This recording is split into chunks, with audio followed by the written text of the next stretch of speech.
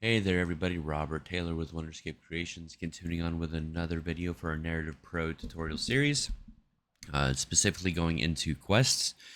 Now, I'm going to be doing this section a little bit different for the simple fact that virtually everything that you need to know about quests, he's already done. There are a few things that's not done in his massive quest here. And I will point those out. And then there's the capability of doing branches to get to the end of the quest as well that isn't done. I won't be pointing that out in order to create an extensive quest to show off everything in an efficient manner would simply take me too much time. So what I will be doing is first doing a quest that I have created with a task that I have created and show you the results of everything that I've created. And then in the following episodes, I will show you where this quest is and we will break down everything that is here. Because quite frankly, they thought of almost every single basic common task that is going to be happening within your quests. Now, there's going to be a few unique things, obviously, that pertain to your quest, like how he did crouching in his example, and I will be doing sprinting. By the way, we don't see it yet, and I'll show you why. So first, let me show you the quest. Let's float on over here.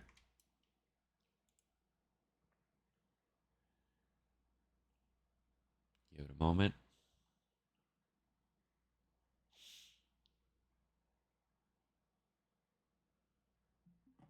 There we go.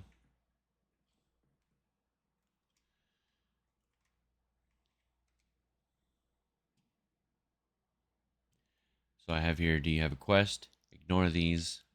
We're not going over that this time. We went over it in the last one. Do you have a quest? He's just going to give me the quest. There we go. Go loot the chest. So loot chest and sprint is optional. So if I start sprinting, it's now checked off. We have succeeded with that optional part of the quest. We come over here,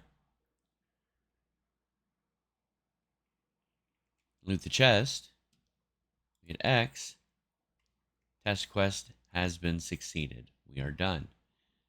We have completed that quest. So that's what I went ahead and created.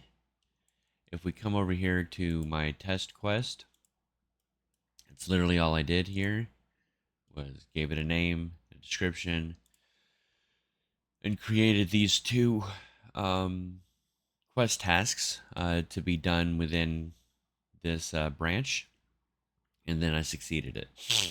So the first thing we need to do is actually create the sprint task. Now, obviously, I've already created it. I went ahead and created it in Wonderscape Creations, Narrative Pro, Quests, and Tasks. And once there, you will see that we have the sprint. So go ahead and create your task. But you can do that by right-clicking, going to Narrative, and creating a task. You don't need to have a parent for this. It's not really necessary. Once you've created it, we want to do event tick task. We're going to get the owning pawn,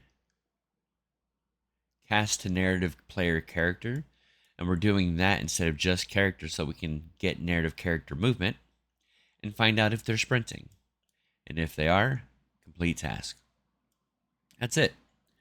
Now in the class settings, I set the display name as sprint. The blueprint description, confirm sprinting. Blueprint category, movement. If we go into the class defaults, I put the tick interval at 0.5. So it's checking every half a second.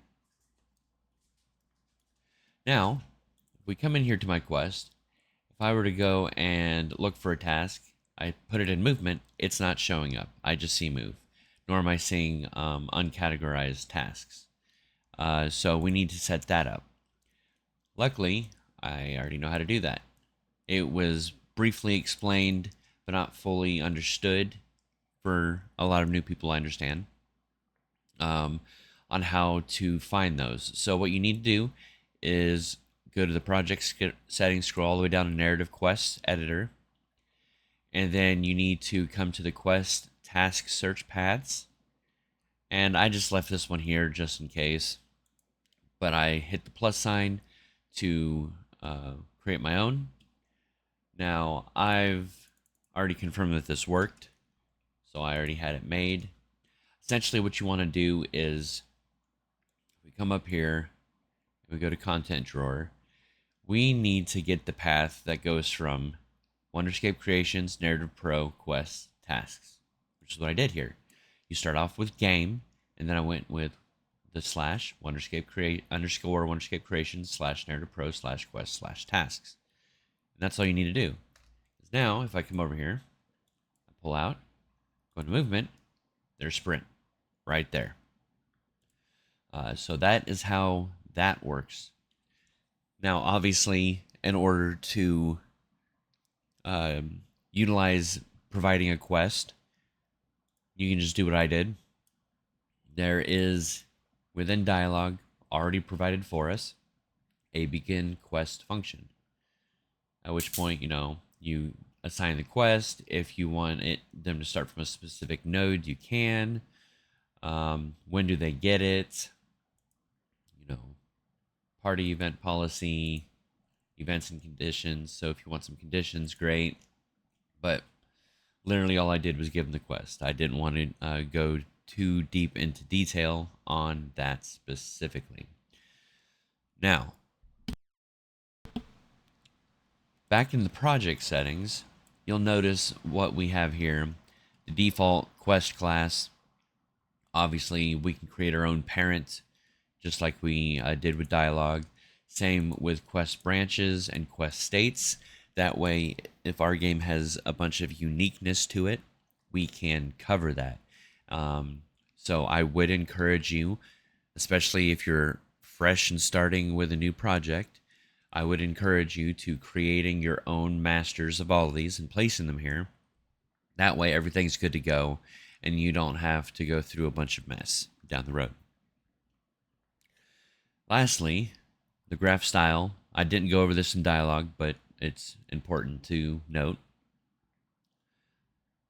You can have this colored however you want. Change colors is great. And this WBP default quest node, again, the dialogue one has one as well. I didn't go over it. For that, I apologize. But this node, this widget, is this right here. It's what we see right here.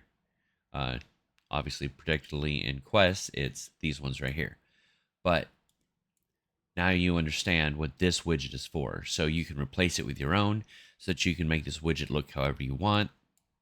Because it may be necessary and helpful down the road. So that's the end of this episode. Like I said, in the following quest episodes, we're going to be diving deep into these quests, this quest, and how he did everything, and helping you, the new player, the new developer. You may even be new to Unreal Engine.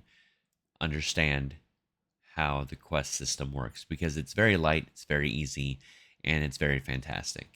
One final thing, now that I think about it, is where are the quests stored?